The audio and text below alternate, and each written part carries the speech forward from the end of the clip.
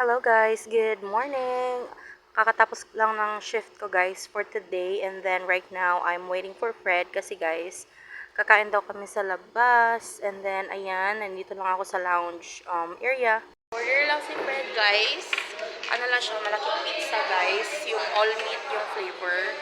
And then yung drink nila na cucumber. Yata yun. Ayan, nandoon siya.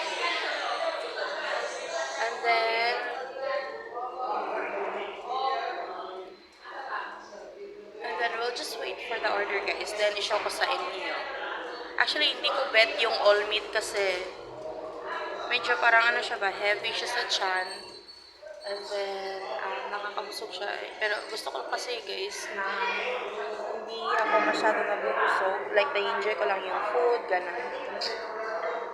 Guys, nabot ang drinks na mga cucumber. Tagsami guys. Hi, Fred! At ayan na nga guys, dumating na yung aming order na all meat pizza guys. Super sarap talaga ng pizza nila dito guys sa Angel's Pizza. Ito talaga yung isa sa mga pinupuntahan namin palagi ang Fred pag nag-crave kami ng pizza guys. And ayan, super hungry ko na guys kasi nasa mga 11 AM na yan, tsaka hindi pa ako nag-breakfast.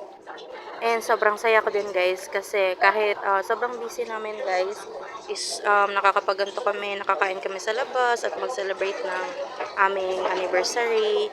And super ganda lang sa pakiramdam kasi iba na talaga guys pag meron na tayong mga anak, medyo nakakalimutan na natin na mag-date-date sa ating mga asawa. Kaya sobrang saya ko kasi nakakapaganto kami ni Fred guys.